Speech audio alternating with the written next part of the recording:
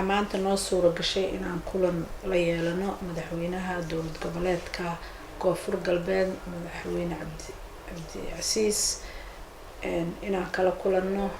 arrimo dhowr ah laba arrimood aan ugu waaweynaa arrinta ugu horeysa waxay ahayd in aan maadaama aan nimid gobolkii aan qabanayno boos buuxin kuraas ka banaanaatay baarlamaanka golaha shacabka federaalka baarlamaanka federaalka golaha shacabka inaan u sheegno inaan u nimid shaqadaas inaan qabanayno wafdi ballaaran aan ahayn oo ka koobnaa 5 commissioner la taliyaasheena la taliyo ka mid ah iyo shaqaale aad u fara badan oo hogaaminayo agaasimaha waaxda wuxuu ahay howlgallada doorashooyinka madaxweynaha waxaan u sheegnay in aan 3 kursi buuxinayno in aan si buuxda u hayno labada ergo ka kala socdaan muxuu ahaa beesha galadi iyo beesha bagadi ee laba kursi ee ka kala banaanaatay noona dhiman tahay ergadii inaan maanta helno isla maanta helno beesha xariin ergadeedii kursiga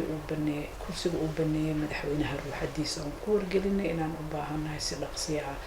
ergadaas odayaashii ergadana aan la xiriirnay noo ballan qaadeen inay isla maanta na soo gaarsiinayaan magacyada madaxweynaha si qurux badan noo soo dhaweeyay wuxuu noo sheegay in aan shaqadeena qabsan karno iyadoo cidina nagu faragelinaynin wuxuu noo sheegay kursiga uu isaga baneeyay beeshii inuu u tagay uu la hadlay uuna ku yiri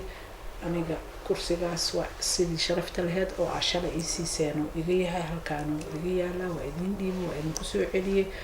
kuma shaqeynayo inaan qof aniga ama walaal ii ah ama aniga xiga ama wax ii ah inaan kursiga aan iraahdo hala doono aniga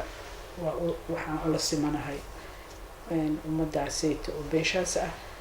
waxaa kaloo isaaran mas'uuliyad inaan u ahay beelaha dhan ee ku abtirsada koonfur galbeed inaan madaxweyne u ahay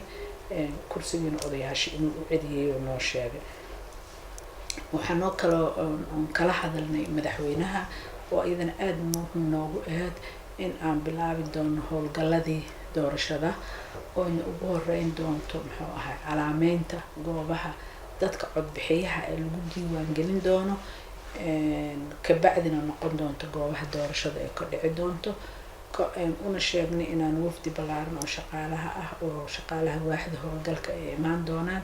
si shaqadaas loo qabto soona gobolka naftiisana laga qaadan doono shaqaale badan oo shaqadaas wax ka qabanaa haddii ilaahay idmo madaxweynaha iyadana si fiican u soo dhaweeyay waxaan ka codsanay inaan la kulanno wasiirada ee hawshaasna la galayso wuxuu noo ballan qaaday in galabta ama berri subaxii aan wasiiradaas la shiri doono si shaqada ee hore ugu sii socoto waxaa kaloo alxamdulilah maanta noo soo galay in aan dejinay ergadii labadaas beelood in aan muxuu ahaa wixii loo baahnaa oo necessary u ahaa inay doorashada galaan oo ugu horeyso dokumentiga kaarka ah inaan u sameynay waxaa kaloo iyadana aad noogu suura gashay in aan training u qabanay muxuu ahaa ergadii oo trainingkiina loo qabtay taasna aad noogu suura galay hawsha meeshaas ay maanta noo maraysaa berri haddii ilaahay idmo waxaa bilaabanaa inaan wasiiradii iyo la shirno si goobihii aan uga wada tashano iyo in aan shaqadii ergada aan sii wadno musharaxiintana ay u filan tahay inay ergadooda ka dhex shaqeeyaan oo ka loobin gareeyaan halkaas hotelkaasi degiyiin xor waaye cid laga celinaa ma laha waxaan kala codsanaynaa musharaxiinta aan imaanin horena waa ugu sheegnay markay bisha 21 ahayd 11 bisha markay ahayd in aan isugu nimaadno 24 magaalada Baydhabo waxaan rajeynayaa inay wada joogaan musharaxiintu isu soo diyaariyaan berri dambe oo ah 27 bisha Abriil waxaa dhacaysa doorashadii muxuu ahay kuraastaas lagu buuxinayo waxaan rajeynayaa inay musharaxiinta aan dokumentigooda hayno isdiiwaan geliyay qarashkiina iska bixiyay inay isku soo wada diyaariyaan maalintaas doorashada oo ay tahay bisha 27 aad iyo aad u mahadsan